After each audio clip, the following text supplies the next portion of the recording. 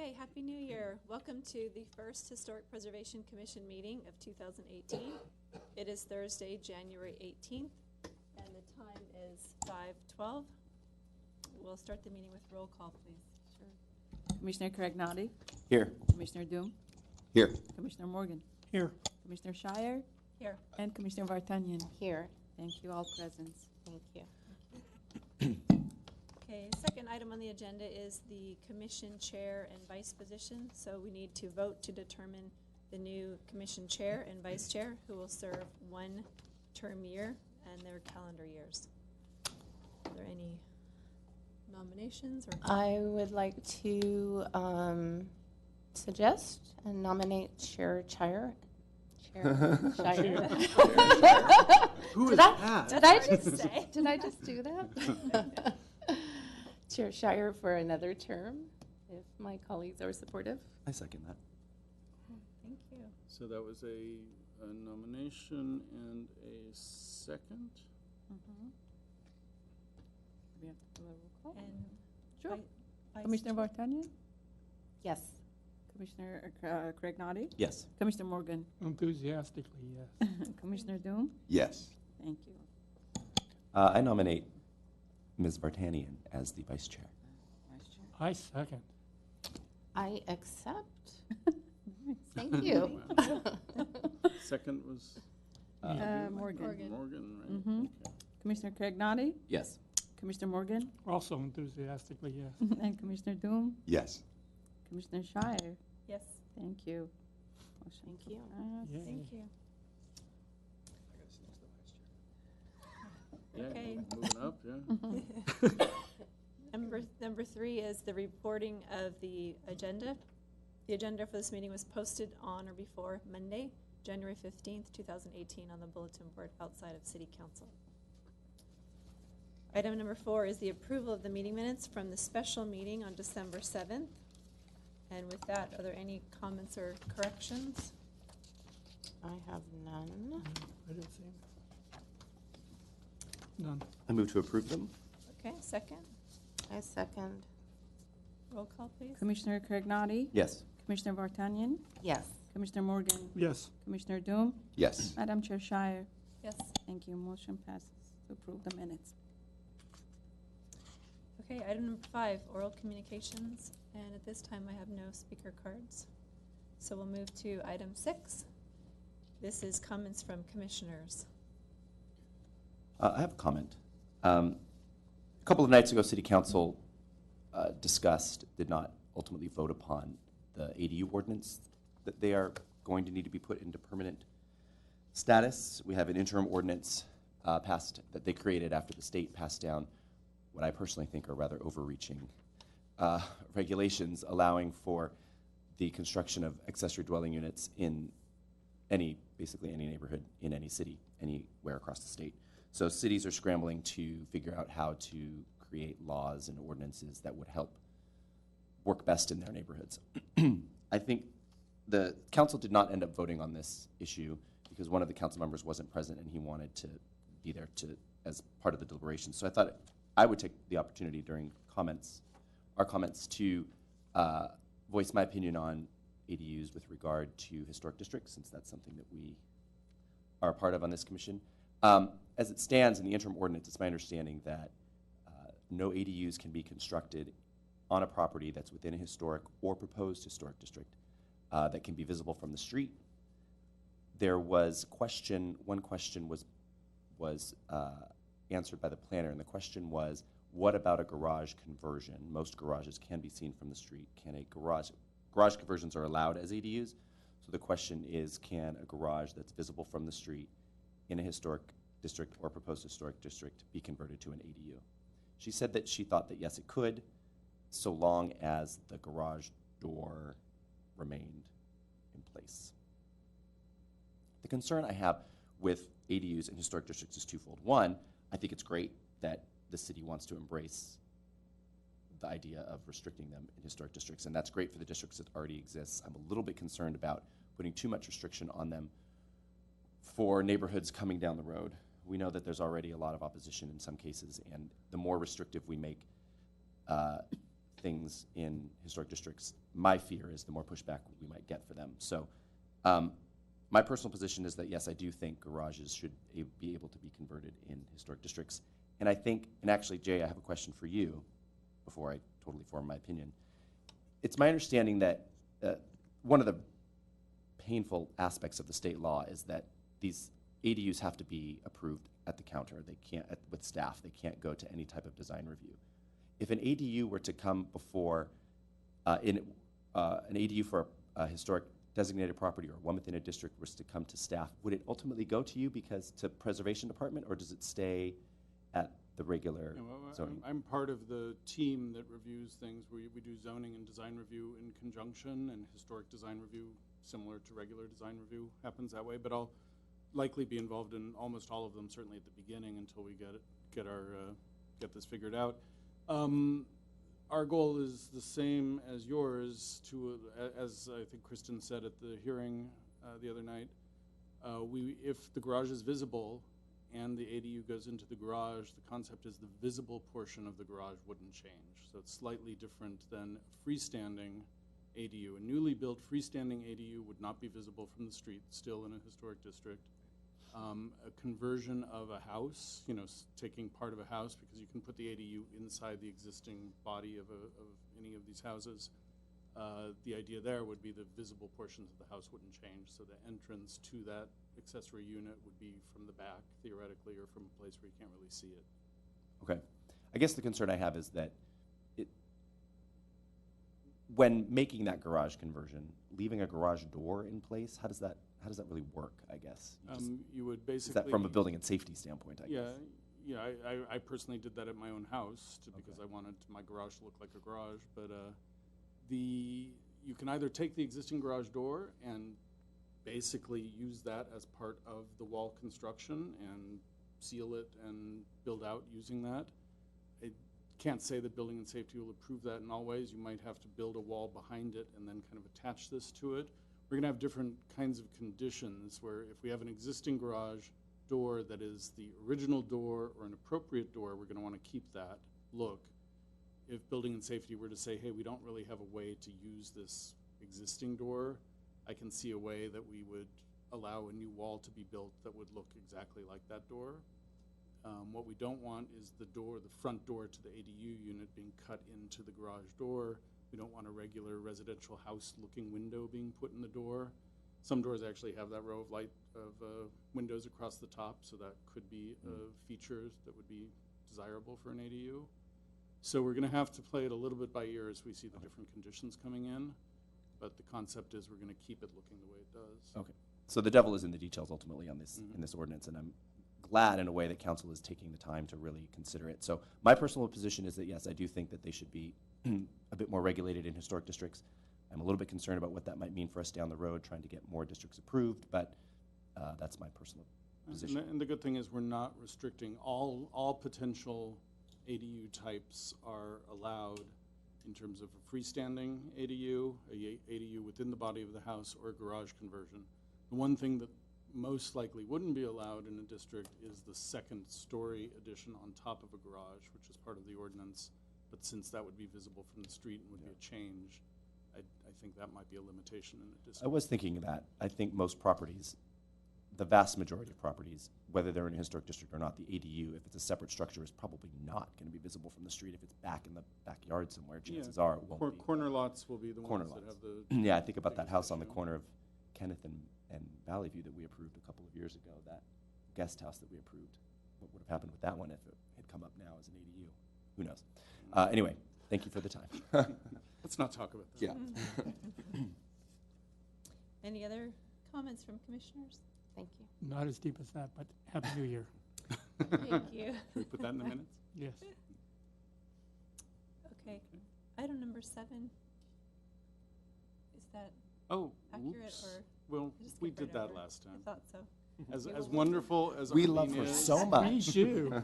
and she does deserve another round of commendation. but Here, here. Honor her in I 2018 didn't even as well. see that, so sorry. No problem. So we'll move on to number. On Oh. 7, really quick, I got something on social media. She's having an art display. Did you guys get that? I'll look it up. I'll bring it up. Cool. Probably Brand Library. Thank you. Yeah. Okay, so we'll move to item 8, which is old business, and we have none. So we'll move right on to number 9, new business. So 9A is 2017 HPC year in review and Mills Act condition fulfillment. This is one of the first times in recent years that we're doing this in the first meeting of the new year, so there's progress being Kudos. made. Yeah. So in terms of year in review, we kind of talked a little bit last time about some of the challenges that are being presented with the council in terms of approving properties with alterations. Just dim the light Just over. one of them. Just one. Yeah. That's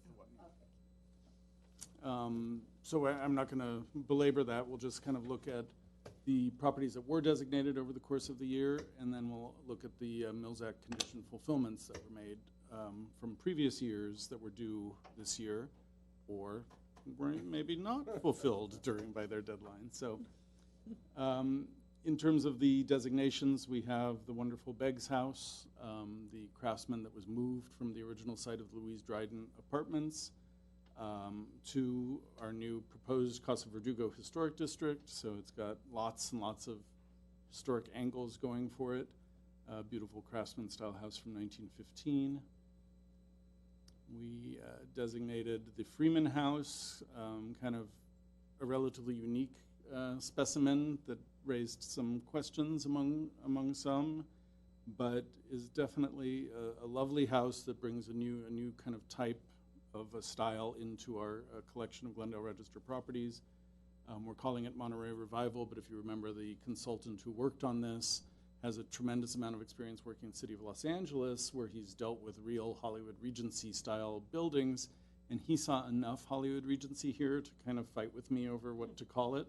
And we kind of left it at a draw where we're keeping it focused on the more traditional style it represents with Hollywood Regency influences. This house had the condition to remove a carport, so we'll be looking at that again in a couple of years. Nobody can forget wonderful Casa Verdugo, one of the most historic single-family houses in the city, site of Piedad Sorbayol's restaurant, and an interesting challenge as we move forward. This house does not have the Mills Act, and so we are working with the owners on some proposals right now, and we're going to make sure that all the work there conforms to the standards and to the goals of our Glendale Register ordinance. And finally, we have this interesting specimen, the Whitney House, for the organist Lauren Whitney, who built the house, had the house designed specifically so he can create an organ loft and a sounding chamber up in the attic. He would play organ in a little nook off the living room, and he actually had a radio line connected to his house so that he could broadcast his performance from his living room across several stations. He also was a kind of a pioneering pioneering recording engineer and ran a studio in Glendale. That was important on many different levels, including the place where My Sharona was recorded for the Knack and Frank Zappa worked, as well as his more spiritual organ music. So very cool situation. So those are the 4 properties that were designated last year. Now we'll move into the Mills Act fulfillment, and this is an interesting one. This is 1240. This is the Lauren Whitney House, 1242 Bruce, and the owner kind of was so excited by the Mills Act, and he kind of jumped the gun and went ahead and redid his garage long before his deadline. So I thought I'd start with this to encourage others to do the same. I think the garage door. For that? We should, yeah. We should. Get bonus points or something. Yeah. Yes. So the garage door does look wonderful, I think, and appropriate, and a huge improvement over what was there. So this is a nice example of how a little thing can really make a big difference on these properties. And this is something we can use as we move forward with council and talk about how the Mills Act conditions can really be of benefit to these properties. And it's not always a huge thing. Sometimes it's a little detail can really be important change. Jay, just curious on that. Do you know if that's like a stock set of doors, or did they have This was them custom. custom? Yeah, it looks like it. It's a very nice job. Yeah. Yeah, thank you. going back several years to 2430 Bywood. And let me thank Deepika, who's back with us, Deepika Dalawal, who helped kind of pull all of this together. And we last year approved or saw the work that had been, most of the work that had been done at this house, but there was one element that was left hanging. In general, there was roof work done, there was a lot of wood rot and deterioration, some of the roof planks had to be replaced, a few other issues with doors. The issue that was left hanging was where these beams kind of overhang beyond the roof plate, and this is kind of a rough spot for all kinds of houses. When you go to the Gamble house in Pasadena, you'll see how that area is so subject to deterioration. They spent a lot of time working on that there. One of the things that you can do on these modern houses that I wouldn't suggest doing on a house like the Gamble house is you often put sheet metal caps across the top of these. So just wanted to show a picture of the sheet metal cap, just how simple that is. Here it is after it's installed, and then here it is after it's painted. So once it's painted, it really kind of blends away and is very helpful to protect these for, you know, as long as they're going to last. Exposed beam ends like this ultimately aren't going to be around forever, but these big timbers should be for quite a while. Here's another example of one of the longer outriggers and how once it's painted, it really kind of disappears. So that was a good resolution there. We have good news on 1605 Arbor Drive, but not complete completion here. So this was due at the end of last month, end of 2017. If you remember, this was where the clock tower was going to be restored to a functioning clock. And the specialist who was found for this has restored the mechanism, so the mechanism is fully functioning. The lighting inside is fully functioning. That's going to be the backlighting for this, so it shines at night.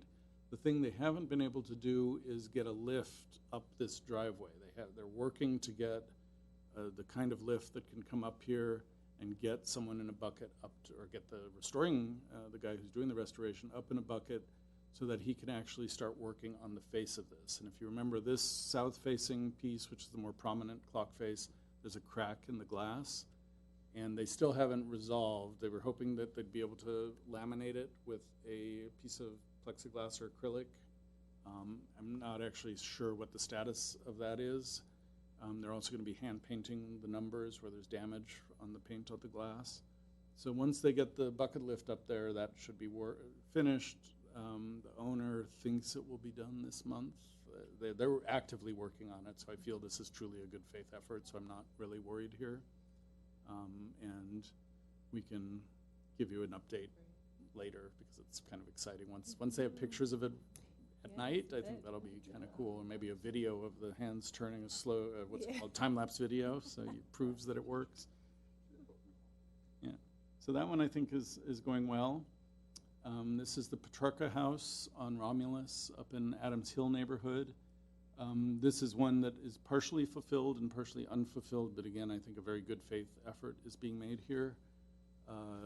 The entire roof was replaced. Let me just make sure I have the list. The house was re-roofed. The wood beams and the wood siding at these kind of panels has been repaired, and the house has been painted. And the owner said that it doesn't look quite this garish. This is the sunset or sundown view that kind of makes the colors brighten up a bit. But this looks very successful. He has had trouble. He volunteered to do a repair that wasn't specifically asked for by the commission, but it was put in a condition since he brought it up as a necessary repair. The beam here at the carport is sagging, and you can even, I think, see a little bit in this photo.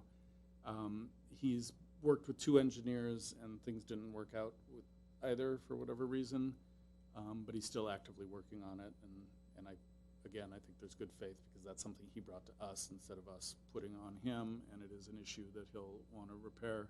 So I don't know for either of these. With the clock tower, I feel comfortable it will happen fairly quickly. This one, there's some issue of when the engineer's going to be able to do it. I don't know if you'd like to give a timeline for an extension on this. If you'd want to see it by next year, or if something sooner than that. I didn't really ask the owner specifically. Or what was the original deadline? Yeah, the original deadline was the end of last year, so Oh, it was also. it's not tremendously overdue. Like by June? Or I don't know, do you want to give him another year? Yeah. It sounds like he's made a good faith effort to actually try to get people out there to do it, and for whatever reason, he just hasn't been successful. We're hearing just out in the world, and I'm personally having issues that there's something difficult. Yeah, it's busy out there, and it's hard to get people to do projects, especially if they're not big projects. I've heard that too, Yeah, actually. so. Nothing I've done, but So what I could do is What I'm hearing. I could either give him a June deadline and then call him next week and say, is that doable? And if it isn't, I'll bring it back to you. Or if you give him a year, then Just extend a year if he's not Extend a okay, I year. think. Yeah. okay. Is that So okay with everybody? yeah, so 12, 31, If 18. June's not enough time? Well, if June isn't enough time, then just go ahead. It doesn't and go straight. feel Yeah. like it. You don't think it will be? right. Yeah. Okay. Okay. Okay. So extension. Clock tower. I don't know. Do you want to have a date for that, or just? Give him June? Sounds like they're working on it too. Yeah. Same this- thing, give him June and then give him till the end of the year if Yeah. it's not. Clock tower. Well, I think for sure it'd be June on that one, right? Yeah. This is the same deadline for end of 2017. He hasn't been able to find a bucket. I don't know. I mean, Well, I I'm don't not know sure how much exactly more when work they you can do. start it. You know one of those lifts. Yeah, no, I know. Or a lift, June? sorry. Or Start Same with thing, June. June, and if not, June, if he's not, Yeah, that's not still okay, June. December? okay, end of June. December if he has an unveiling party that we can all attend. I'll mention that. Oh, I'm sorry. With Romulus, the other issue was there was an original privacy screen. There's a kind of a cool bathroom behind this with floor-to-ceiling glass facing out to the backyard. The original privacy screen had deteriorated. He hasn't built this yet, but this is his concept, which I've told him is acceptable. Wood slats where the red is that will be, I believe, painted to match wherever the other trim on the house, and then translucent plexiglass panels so that there's some light transmission. Seems to fit the style of the house and the kind of vertical siding in parts of the house.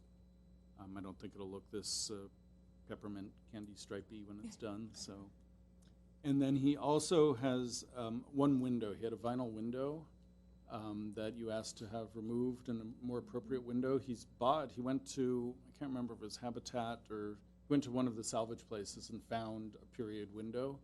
He's worked with two people who we've recommended to him from our kind of window vendor list because it's kind of a specialized world, so we do keep track of who can do older windows. And he hasn't been able to get either company to do the work. So similar situation, so I guess he is asking for an extension on that also, but we've already given him a year, so I assume that'll happen. 3620 Angelus, the great stone house that was designated because of community input. This had several, or identified because of community input. This had several conditions, one of which was to replace all the vinyl windows. That was a deadline of 2020, so he has not begun that work yet. He has completed all of the other work, all of the other conditions. Actually, I can't say he's completed the door. We asked that he put a paneled door. There was kind of a slab door on one of the rear doors. He gave me these options. I said either one would be fine because they wanted light to come into the room there, and it's kind of a traditional door that I thought fit the style of the house, but I'm not positive that that was reinstalled. There was a condition to kind of smooth out the face of this kind of concrete stepped area.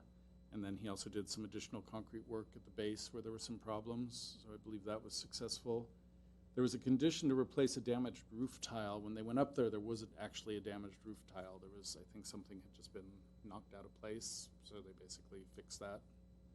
And then there were some awkward condensate lines and power lines coming through against the wall. Working with him, I said the only obvious solution is to build some sort of chase for that. He's done that, painted it gray to be neutral. Still is what it is, but I don't see, I thought that was a solution that worked. So this property is up to date, and then we'll have a couple of years to see when the windows come in. So that is a good one.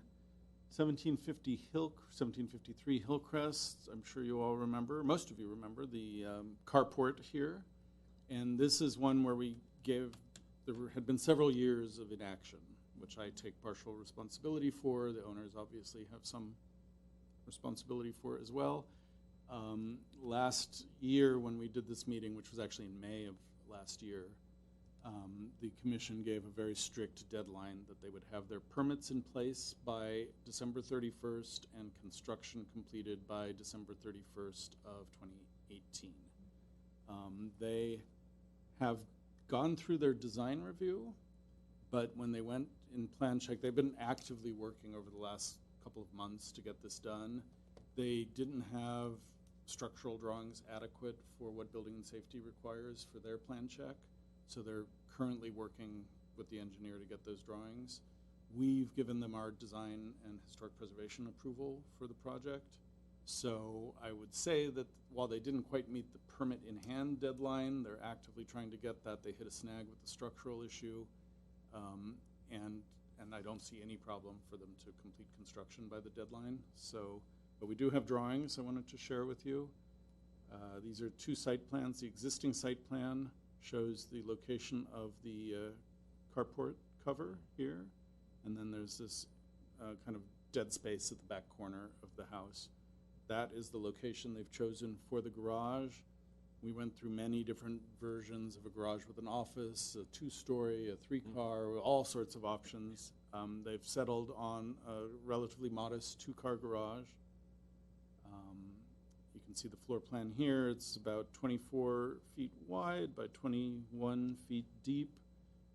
Our minimum garage size is 20 by 20 interior dimensions, so this is a little bit extra so they can have kind of a workshop storage area along one wall here. When we look at this section drawing, one issue we had was we wanted to, if we could, make this an exempt project to speed up the design review process. Originally, we weren't sure that we'd be able to do that based on some of the discussions we'd had. By keeping it at one story, keeping it small like this, and then we have this rise behind the property, and this is the adjacent house.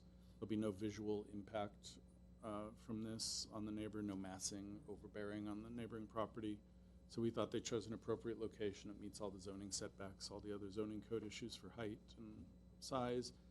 And then they came in with a relatively simple design, simple side gabled roof.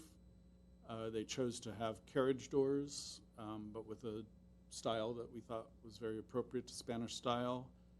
To give it a little extra something, they put a wood lintel across the top, which is based on other window openings in the house that have similar wood lintels. A couple of carriage lights alongside. And then this is being tucked back. I don't know if you remember, but there's an existing raised planter area to the right over here. So they needed to pull it back from that wall, but more or less the backyard's going to be the same. Stucco, smooth finish stucco, two-piece barrel clay tile. The back, where this back area is actually sort of below grade because you have this raised, the planter and the kind of cliff behind it. So we have these awning windows that may not be characteristic of the style exactly, but because of their location, totally invisible, and the site condition, they seemed appropriate. So, and a nice door on the side. So that we've exempted through design review process. It's in plan check with building and safety, and hopefully we get our construction deadline met. Looks good. Yeah. This is Jess Willard's house, the boxer, and this kind of slipped through my cracks again. The owner only had one condition on this, which was to do some leaded glass at the central window on the front porch, because we saw that in one of the old photos, and we said, hey, why not do that? I haven't talked to her. I have a message in, and their deadline was, again, last December. what I can do is talk to her, and if you want to suggest a deadline for this, if you're inclined to grant an extension, I believe it's 3 windows, and I'm not sure if they'd have to replace the frames or if they could reuse those frames and put the new leaded glass inside those. So we'd have to look at the picture again and make sure we're doing the right thing. I'd be inclined to either do the 6-month or 1-year extension. 6 months. 6 months. We've already given her, No, she's only days past her This is- deadline. This is her first deadline. Compared to some Compared people, to this some of is, the other ones this- were- we just haven't communicated that that was part of the issue, so. But 6 months is probably reasonable. It's not that big of an effort. Okay. Right. No bucket needed. right, exactly. Okay. And then this is the great little kind of transitional Victorian house down the street on Wilson. This is not as good a story, but I talked to the owner. He is still committed to doing this. And did I write down? I didn't write down my notes. So oh, I didn't put enough pictures here. If you remember, he has a chain link fence. The idea was to remove the chain link Allow fence it. and put a new kind of wood fence up. He has 2 air conditioning units. He proposed, and we saw this last year in May, he proposed 2 kind of wood, or some wood screen panels to go around those. He has a non-original deck at the kind of rear corner of the house that had some kind of crossways lattice, and that was going to be replaced with vertical slats that the commission approved. And and then he had some basement windows that he had some sliders put in, but he still had some original wood windows. He's had the new wood windows made, so he is taking steps forward. They haven't been installed yet. So I made an agreement with him that by the end of April, he will have the fence removed. He'll have, I'll kind of go in a different order. He'll have the slats put in under the patio. He'll have the windows installed in the basement. He'll have the screening around the air conditioning units. On the side of the house between the western property, which is a small apartment building where the air conditioning is, he'll take out that chain link fence and put in a wood fence that we approved the design of. He's inclined at this point to just take out the chain link fence on his eastern yard and leave it open and plant a hedge along there, which is fine with us. And in fact, I think in some ways it's better than having kind of a big solid wood wall, which would be his right and is actually in the condition to do. So he can promise us all of those things by the end of April. The trick is 2 other conditions were repainting the entire house and replacing a garage door. He's asking for time for that. He's gotten an estimate for the painting that was over $25,000 or something. He may want to look around to see if there's anyone else who could do it at a better price, but he is asking for an extension. I told him that unless you're inclined to think of an extension now, I said they might want you to come in kind of at the end of April, show that you've done all the work that we're talking about, and then at that point he may have some better bids and have a better idea of how long he would need. I could either ask him to come into a hearing or ask him to just give me something in writing that we could talk about at a future hearing, April or May, and see what he's got. Did we already grant an extension? We Is have that what granted, you're yeah. saying? In May, we granted an extension through the end of 2017. Because it was 16, the first deadline, right? Yeah, it's been a December. while, yeah. So he had a decent, the house, I didn't write it down. It's been several years that he's had the Mills Act, I think 3 years at least. So, Maybe we ask him to come in and give us a presentation. Yes. okay. Yeah, it'll So, encourage him to get the work done rather than, so the work by April that we discussed, by the end of April, and then he will appear, let's say, at the May hearing, Yeah. since our April meeting's before the deadline at the end of the month. Yeah, with photos of completed work and his request for an extension. Mhm. Okay, sounds good. I think that's it. So, Okay. Thank you. so Thank you. overall, and people are Yeah, moving forward. The good. work is looking good. I think we can share the value of this work with others, and Mhm. hopefully make the case that Mills Act conditions are a good thing. Yep. Yeah, absolutely. Okay, next on the agenda is 9B. This is a review of 2016 and 2017 Certified Local Government Report. Okay, and this is the report that we submit every year to the State Historic Preservation Office. It's a requirement of our status as a certified local government.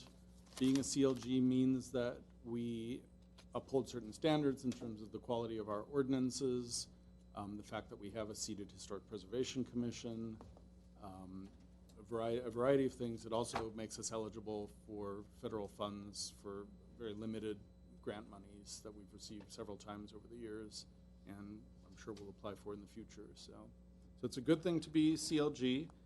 I didn't prepare any kind of report. I think I walked everyone through this last year. I can quickly do that if you'd like, just to talk about what they're looking for, and then maybe focus on our goals, which is kind of the key part of this, I think, for the commission. They have a very strange recording period, October 1st of a year to September 30th of the following year. So it's neither a fiscal year nor a calendar year, and I don't know what kind of year it is, but anyways, it makes it weird when we talk about how many resources we designated and then how many Mills Act contracts we issued, because those don't really jive. And then what we just said we did for this year, but it's going to look different on this report. So we actually have six properties were designated during this calendar year, running from the Barker House through the Freeman House on Majestic Way that we just looked at, and several of those did get Mills Act contracts. So 2 of those got Mills Act contracts within the recording period, or the reporting period. We answer questions about how we process environmental review, how we process permits. That's pretty much boilerplate that just runs from year to year in this report. We update the commission membership with your appointment dates and term dates. We have an attendance record so they can see when we have meetings. We're required to have meetings, I think, 4 times a year as a CLG. We've never had that problem, even if we cancel a few meetings during the year. One of the big issues that has been brought up by SHPO in the past, and you're all well aware that in the past we haven't done a lot of commissioner training. In the last 2 years, we've really you guys have stepped it up, and we're doing much, much better. And last year we did great because everyone went to the CPF conference in Pasadena, and then we had a few other webinars and things to add to that. I know there's already interest in one of the webinars or one of the workshops coming up that I need to get back to you guys on, and check what our status is in terms of what we can cover or not. And I'll do that next week. But I think they should be happy with the level of participation. They also ask us about our public education outreach. In years past, I was able to do a lot more of that. I was giving more community presentations, and that's not happening as much now. Arlene Vidor was doing a bunch of presentations, usually for the Historical Society, but that kind of work when you're out in the community talking about preservation and architecture-related issues, that counts for this. So anytime any of you get an opportunity to do that, let me know, and we'll keep track of it. Sorry, Jay, did you say the report has already been submitted? No, Oh, okay. no, I'm talking about last year's report was. So can we add my name to one of the Sure. items? Glendale Historical Society Restoration Expo. I did participate in that. All right. Just lost my nice pen. Thank you.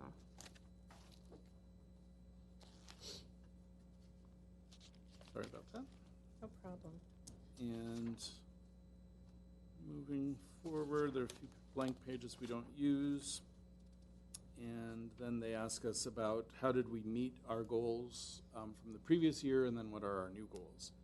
So we ran through the list, the first being the enhancement to the Mills Act program, which we need to bring to council. I've been wanting to do this for the last several years.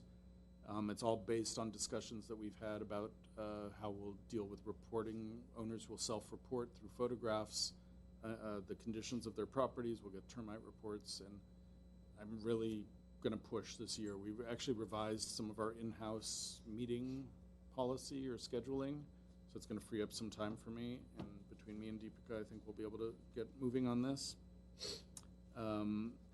Our public debut for the Historic Resource Database is, again, really close. This is kind of in IS's hands right now. They have all of the information that they need.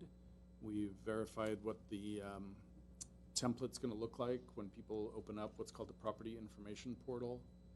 And then they're going to be able to search by address for any property. If something is historic, it's going to come up. It's going to say historic. They'll have access to the survey form for that property. And they'll also have a cheat sheet to know what do these status codes mean. Is it a resource? Is it an EIR? Or is it, can I tear it down or whatever? So we'll have all of that information up, and then we'll have, once we get our final DPR forms for the new survey, the current survey, that'll all go in. So we'll have a tremendous amount of information in the database. And I keep thinking it's imminent, and it's not quite imminent, but I'm comfortable it'll be I think this year. we discussed when it does go live, could we do like a little preview here Yeah, of course. and Yeah, at the public? yeah, no, definitely. Great. The other good news that I'll just mention now, it's semi-related, is also working with IS when when staff is using our internal database, our permitting database. We have holds on properties that we've talked about a lot over the years. We're going to, as soon as they debut it, we're going to enhance what that looks like for the staff person sitting at the computer terminal pulling it up. It's going to really be in your face, kind of, I know this is a historic property, I don't have to click to another page to find out. No. So that's going to be a big help also to just make sure things get noticed as quickly as possible. Several months ago, we brought the issue of interim design review in proposed historic districts to the commission and came up with a variety of options, and you expressed your preferred option. Working with the city attorney, we did not implement any of those options because the city attorney read the current language of our code, and I think I mentioned this at a previous meeting. The current language allows us to give you advisory review over properties in these pending historic districts, and given that that's one of the options that was under review and eliminates some of the problems of giving you binding authority, and then if a district doesn't go through, withdrawing that binding authority, which could lead to legal issues. City attorney staff was more comfortable kind of going with this route, but we're already implementing it, and we'll already, we're telling people if you go forward with a certain type of proposal, we're going to have to take you to the Historic Preservation Commission before we take you to the Design Review Board. Your opinion would then be relayed to the board as an advisory comment, and we would also not charge double for that. So coming to HPC would be within the cost of the regular DRB fee. We didn't want to penalize people for that. Real quick, is the fee the same, Yeah. whether they come here It's or go funny, there? there's a quirk where there's it's more or less the same. It's close. There's a quirk that never has been resolved in the fee structure. They're ideally going to be the same always. Thanks. One of our goals was conduct the South Glendale Historic Resource Survey. Through the process with the community plan being delayed and a lot of things, the survey got delayed, pushed further back. Originally this started out, you might remember we were going to do a commercial survey, and then City Council kind of brought up the idea, can we do a bigger survey tied to South Glendale community plan? They approved that, approved funding for it. And so, as you know, that's going to wrap up this year. Our Living in a Historic District brochure, as always, is that close. Again, I feel very comfortable given our new kind of work, the way we've kind of revised some in-house stuff. We'll free up time to get that done, much sooner than later. Originally, we had said we'll be mailing it out at the end of the year, but if we finish it soon, we're going to get it out, and we'll just start the cycle whenever. Because it's something we're going to mail out every year, so that as property ownership changes, or just as people need a gentle reminder, it'll be out there. Is that something that will also be put online, that brochure? Oh yeah. And it'll be brought to you before we put it out, so you'll have a chance to review it once we're comfortable with where it is. South Glendale Community Plan, similar to the survey, is on track to be finished in this upcoming reporting period. And then one of our goals had been to continue our initiative to designate city-owned properties. Continuing that, we have a nomination for the Brand Cemetery and Gates. you already heard that, right? Yeah, Yeah, so we- that's going to City Council hopefully next month. And we need commissioners to step up and help us kind of nominate. We have a few more properties on our list, so. Could you email us that remaining list?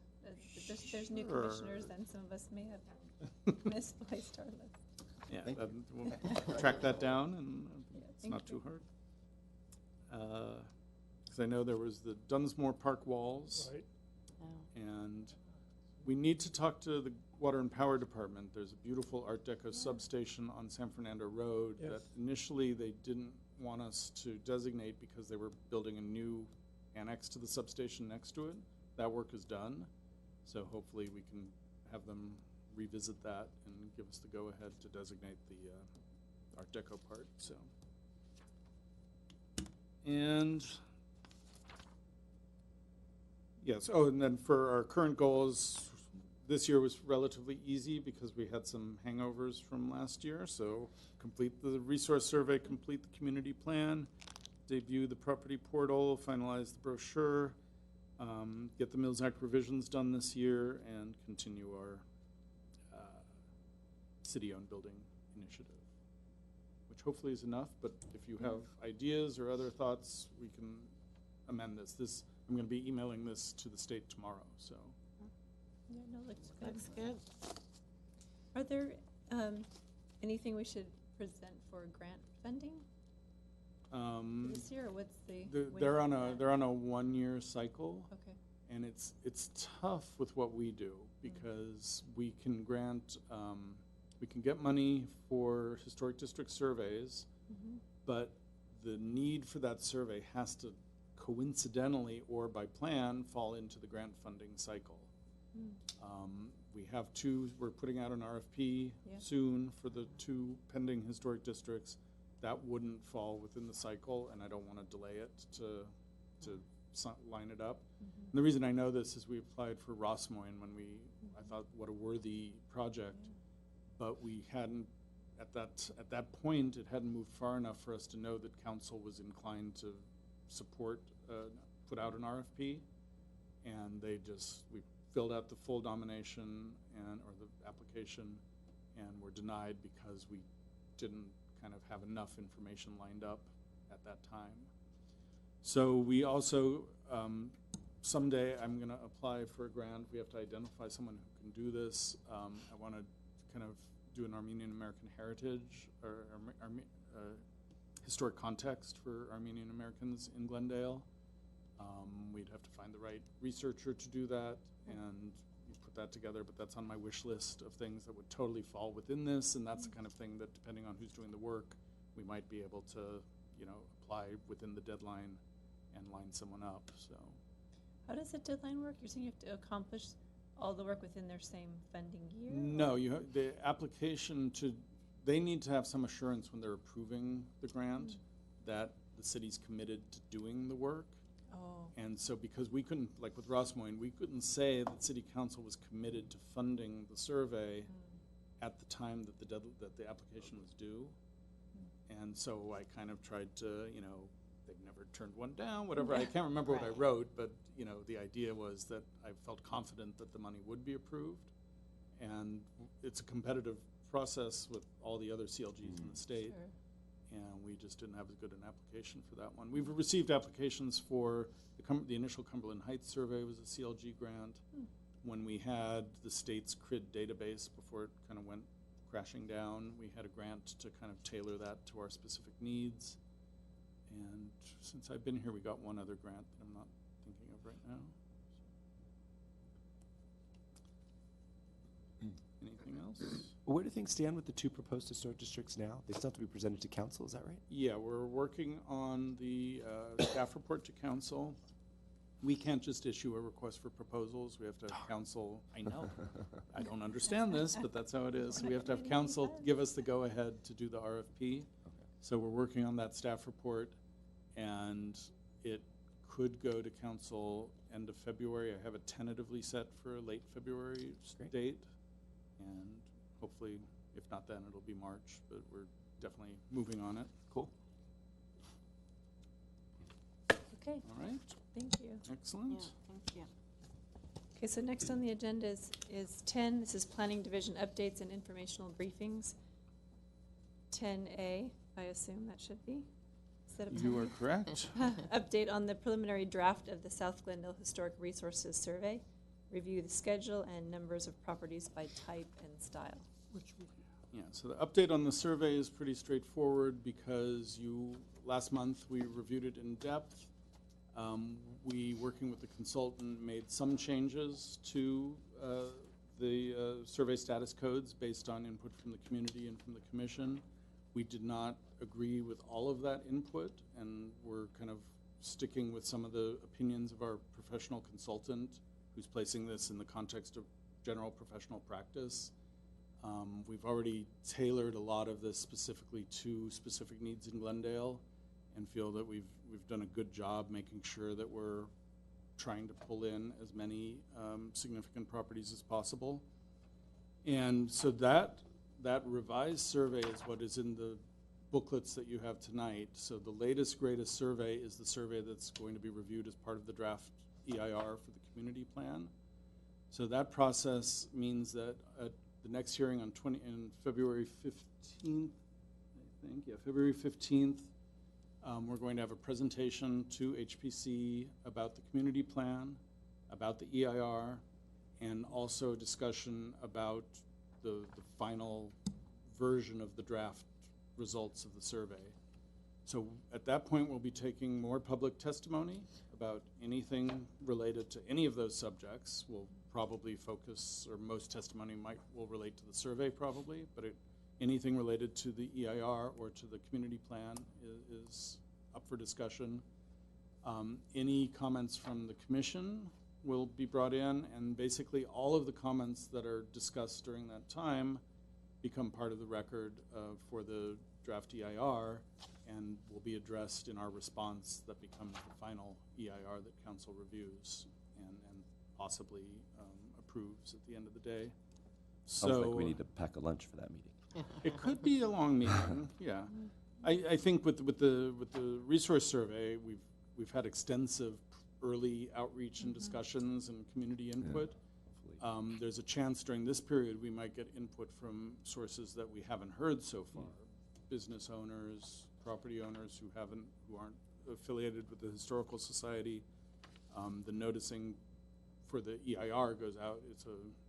We don't mail something to every person in South Glendale, but there are newspaper notices in different ways to get the word out. So, so that hearing that's why we're recording separately and doing things, so to make sure that we get every word in, and then our EIR consultant will compile all of those comments and formulate responses working with staff. Once that happens, a proposed final EIR goes to City Council, and and before that, I should say, Historic Preservation Commission isn't the only commission hearing this. So you have in front of you a schedule on one of these two documents.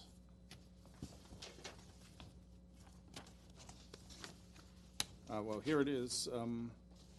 The public comment period for the draft EIR for any public comment is ongoing from this moment through March 12th at 5:30 p.m. So any public comments received by 5:30 on March 12th are part of the record. The big hearing, probably the critical hearing for the community plan, is when the Planning Commission is going to hear it with the Traffic and Parking Commission, TPC. Because it's ultimately a planning document that looks at how the city's going to change and zoning issues and transportation issues over the course of many years. Those two commissions are having a joint meeting. based on anything that you read in the community plan, you can testify either as a commissioner or as a member of the public at that hearing or any of the other hearings. After March 12th, this will go to Arts and Culture Commission. It will go to another commission or two. I'm blanking. But there'll be a couple of other commission meetings even after the March 12th deadline that are more informational for those commissions because they're kind of tangential to what's happening within the community plan. So there's going to be tons of public outreach and ability to testify, and I want to encourage anyone in the public as well as the commissioners themselves to participate in the process. You guys have the bully pulpit because you have your own hearing where you get to tell us what you think about things also. So that's basically the update focusing on the survey. We did get a request from the commission at last month's hearing when we were talking specifically about the survey and a question about numbers and how many properties of different styles and types have been identified in the survey as historically potential historic resources or as 6L properties. So just as a reminder, anything with a status code of 5 or higher means it's a historic resource under the State Environmental Quality Act. It means that it would be very difficult to just get a permit to tear something like that down or to alter it dramatically. We also have a number of properties that are getting a status code of 6L, which means that it is not a historic resource. We would not be able to prevent someone from tearing it down, but while it still stands, we can have some enhanced design review authority to keep the texture and appearance of these things going as long as possible. And we haven't fully developed how that will work because we'll have to have a policy for different building types and styles. But in general, we've thought it through already with the craftsman where we, for example, don't let someone stucco over a craftsman. We want to keep the wood siding. In some cases, we have allowed synthetic wood siding, cementitious siding. We would never allow vinyl siding or aluminum siding, but the cementitious siding has a pretty close resemblance to wood, and we have allowed that. That's something that's still up for discussion in terms of how we deal with 6Ls in the future. So in terms of numbers, we kind of broke this down into a few categories. The ones that I think you expressed the most interest in at the last meeting were kind of the early properties. That for the sake of argument, we're calling those pre-craftsmen right now because there are several typologies and names that have been assigned to them. Even our surveyors have used a couple of names: hipped roof cottage, transitional Victorian, transitional just by itself. So for the sake of this chart specifically, we're calling those pre-craftsmen. Those tend to be properties built in the late 1890s, late 1800s, up through the first decade of the 20th century in general. We have 10 of those. 7 were identified as 5s, and 3 were identified as 6Ls. So that's the total for these early properties. These are the properties that the methodology for the survey allows a slightly greater degree of alteration to, rather than kind of the higher level that we're looking for with the remaining properties on the list. The pre-1919 craftsmen, we have 151 of those. Of those, there are 100 single-family houses that are 5s or higher, and 8 multifamily buildings. So 108 residential buildings at the 5 level, and then 42 at the 6L level.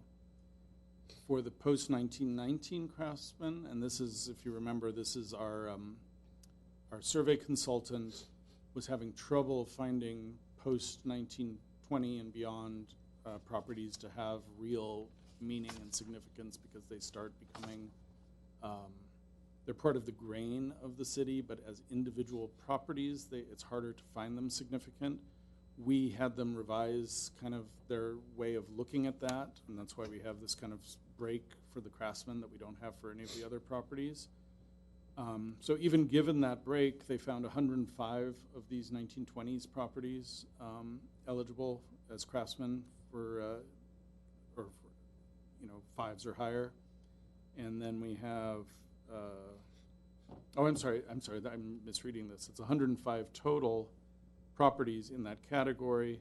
Of that, we have 11, 13, 33 5s and 72 6s. And I think that's reflective of kind of some of the way the consultant is placing these in the context. I won't go down every other style, but we did, Deepika did all this work, and it was a last-minute you. assignment that Thank you. Thank you. have solid numbers. So we broke this down by style and then by building type. So we can see the single-family residences, the multifamily residences, the commercial buildings, and then the institutional type buildings. And the numbers are pretty interesting. Did we get a total? No, we'd like a grand total. Yeah, we didn't get a grand total. And maybe a total by type in each subcategory, Yeah, we can do that. but this is really helpful. Yeah, we'll have another total column.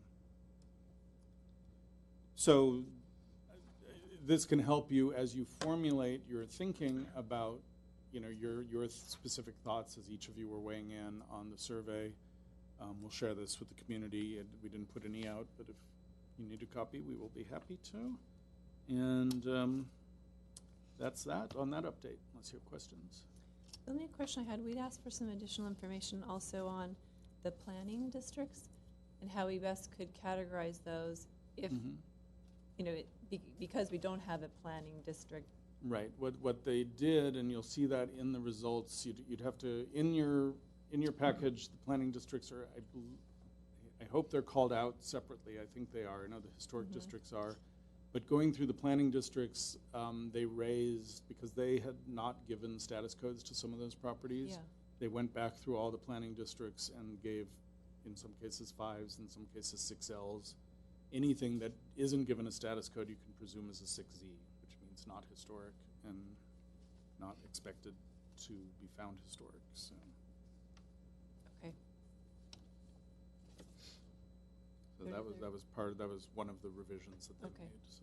Thank you. Any other questions on that? Comments? Would it be easy enough, just out of curiosity, to include how many, for example, pre-craftsmen? We have a total of 10 that were included. How many is that 10 out of 10? And I'm sorry, I was doing some additions while you were talking earlier, or is that 10 out of how many that were possible?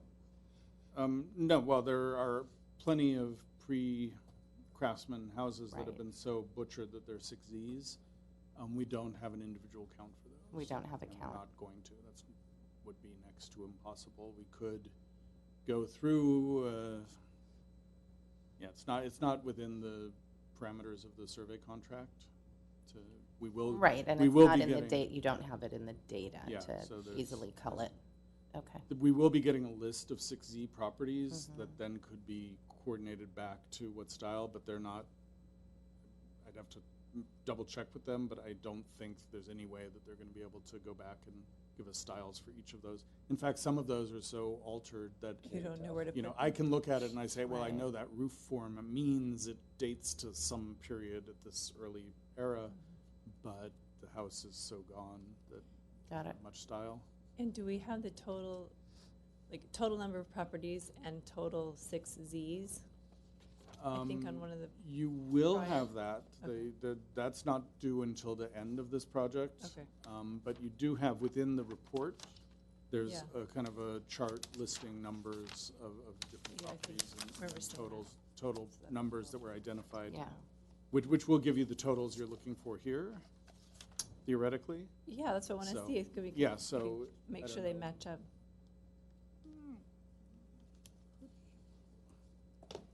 Just a few more Excel calculations would be easier.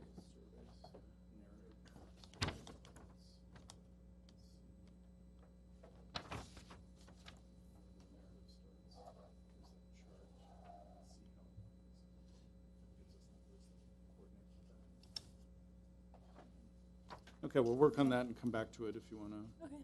move on or answer. Yeah, anything else, or should we Other move on to the questions? next?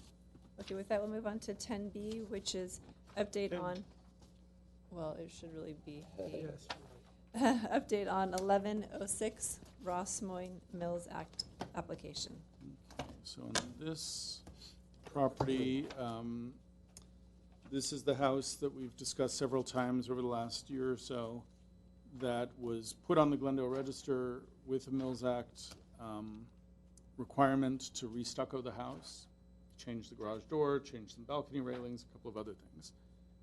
Ownership changed between the time that this commission advised to designate the house, or actually after the council designated the house, and we were preparing the contract. The new owner decided, or I'm sorry, I'm messing this up. The previous owner decided not to sign the contract because I believe they knew they were selling the property, which left the current owner with a Glendale Register house that's not on the Mills Act, that could be on the Mills Act if they followed through on all those conditions, but doesn't deserve to be on the Glendale Register in its current condition. That makes sense. We have talked to the owner. It's not, we haven't always had regular communication on both sides. I gave him after our last meeting talking about this, I kind of gave him a drop dead. We gotta do something here. He hired a stucco person after a long search, evidently, who came in and pulled off a part of the texture coat that was put on the house and said, this is a rough textured stucco underneath the coating here. And to my eye, looking at this, I'm like, yes, it does look similar. This is on the garage, and this all just came in recently, and I haven't had a chance to personally go out and look at it. I'm still a little dubious that this is, what was there originally. And there are certain times when we don't know. We just don't know what happened in the past, and we only work with the best knowledge or best information that we've got. So what I recommend in this case is that I will try to set up a meeting with the owner sometime in the next month, go out and have a look at it. Hopefully the stucco guy could join us to get his expertise, and then look at maybe other parts of the house, because I'm not convinced that a garage and a house are always restuccoed at the same time. I don't even know for sure that this garage is original, although my memory is that it looked like it was. So I think we just need a little more research here, but I don't want to drag it out forever.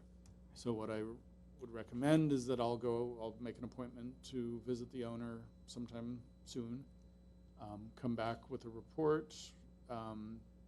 Based on what I see out there, I might ask him to come up with a plan.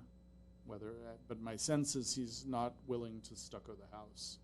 So we would either have to rely on kind of maybe a little more analysis similar to this, if we pulled off some stucco at an inconspicuous place of the main house, saw that this was consistent throughout, and then also, I can't tell from this photo, which is 1,000,000 megapixels, but it, it does look relatively close here. There's a difference in grain size, but it's not the difference that I remember when I looked at the house personally.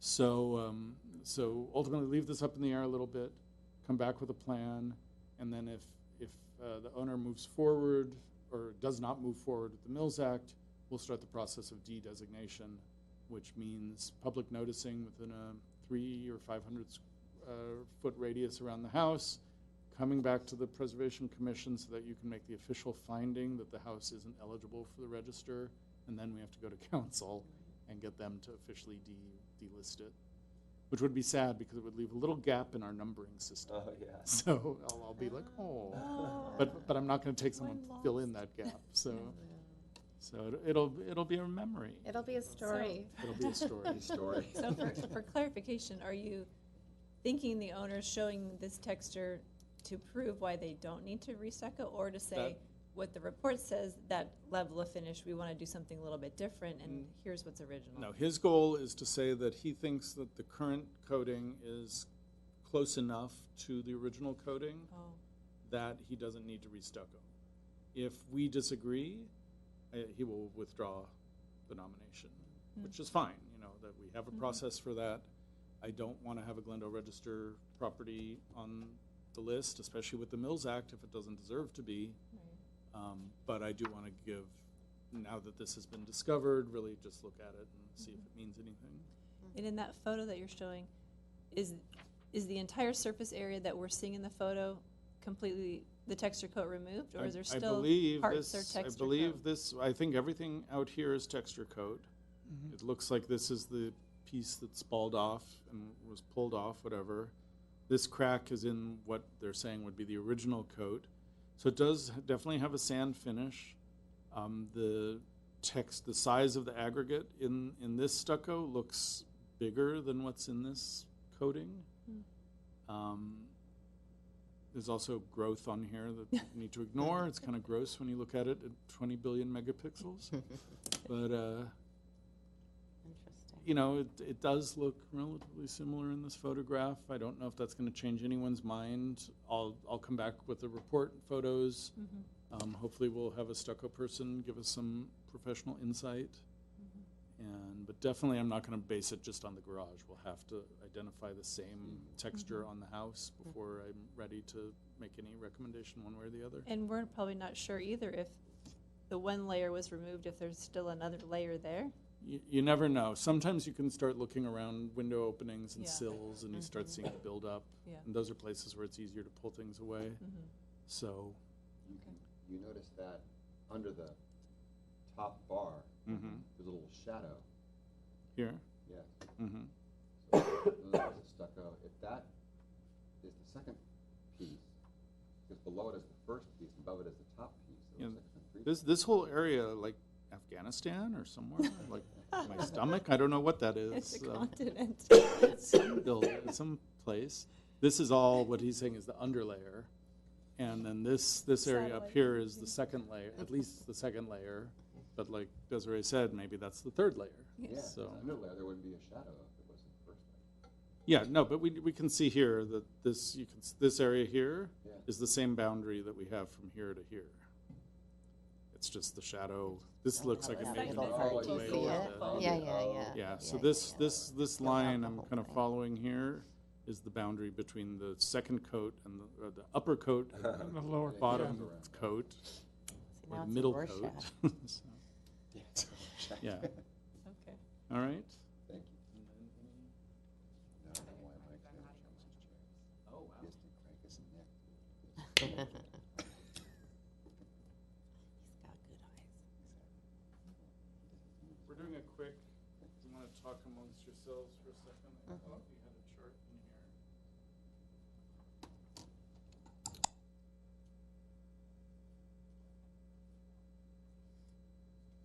I found Arlene's. I'll read it. You got it. Okay, so according to the report on page 19 of the survey that you guys have in your binders, there are a total of 685 properties identified as either a 5 or higher, a 6L, and a handful of properties that are 7Rs, which either means they can't see it well enough from the street to assess it, or in some cases, they think further research was needed. Usually it's you can't see it. Hopefully some of those 7Rs would be resolved because HRG is still doing research Okay. as we speak. They don't think any status codes are going to be changing right now, but they're still doing research to flesh out some of these properties. But I guess ultimately some of these 7Rs could pop into the 6 or 5 category. And their research ends next month? No, those they're on those committed 7Rs? to, they're committed through the draft phase, yeah.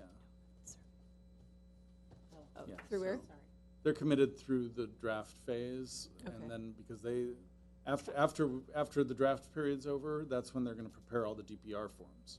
So we're gonna get, 700 DPR forms for this survey. So someday you're gonna have an even bigger binder to look at. Yay. They didn't break anything down by style. They broke it down by building types. Okay. So they found, in terms of, they did break down early residential, versus the later residential. And the early residential is, we think, pre-1990. It's a little confusing how they broke this down. They have 148 5S3s for the early residential and an additional 32 for the later residential. For civic and institutional, they have 27. These are all 5s. 27, they have 33 pre-war commercial buildings at 5 level, 21 post-war commercial buildings, 130 multifamily residential. That was, I think, the really interesting finding from this was the number of really good multifamily buildings that we have in South Glendale. You know, we focus a lot on Craftsman and everything else, but that was something that definitely, I knew we had a good collection, but the number speaks for itself. 9 industrial buildings at the 5S3 level, and then 6, I don't need to go through the whole thing, I don't think, but that's... But as some of the status codes have changed with the input of the Historic Society or the Commission, is this page 19 updated numbers? Yeah, this is the number based on everything like that we heard today. at the last HBC meeting. Okay. This is through this January 9th date. Yep. This is updated. But they took our comments. They took your comments. Oh, but then you vetted them and Yeah, made- we worked through some of them. So for example, there were the issue with the enclosed porch on Craftsman.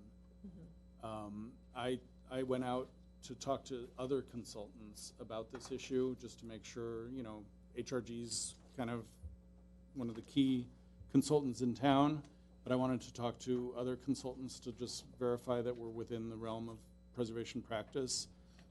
There was agreement among the people I talked to that asbestos siding is a deal breaker for 5 status and enclosed porches. If we had a story, we kind of talked about this last time, if there was a story attached to an enclosed porch, that might raise it if we knew something that explained it. But if it's something that's just some people did it, some people didn't, and a key character defining feature of the Craftsman style is this kind of open, expansive porch, we kind of wanted preservation practice to trump kind of the kind of emotions of the moment. But I also think that's why you asked for the numbers to kind of see, like, well, if we're not including some of those, and it was just a small handful of those properties, if we're not including those, are we not having a significant number of early kind of properties, early Craftsman designated or designatable? And they, I think the numbers tell us that we have a really strong collection of 5-level properties. This is still open for discussion, and it can be open for discussion all the way up to council. So, but in terms of professional practice, we felt it was really important not to deviate from the methodology that was prepared for this, which we think is a sound methodology, and I know there's disagreement in the community and from some of the commission members as well, and it'll be part of the ongoing discussion, I think. Since nothing is nailed down right now, I thought it was important to stick with what's, you know, solid preservation practice, basically. Any other questions or comments for staff or on the topic? Okay, thank you. Thank you very much, Stephen, for the numbers. And with that, that's the last on our agenda. We will adjourn the meeting. It is, Yes. we'll adjourn it with a comment. Thank you. Sharon, Stephen. I found Arlene Bedore will be hosting a public art plan for Glendale at the Women's Civic League of Glendale. It is open to the public. It is next Thursday, January 25th. It's a luncheon, and so please contact, and I'll read the phone number. It's 11:30 to 1:15, and the number is 818-248-1707. Excellent. Thank you. So we are adjourning the meeting, and the time is 6:30.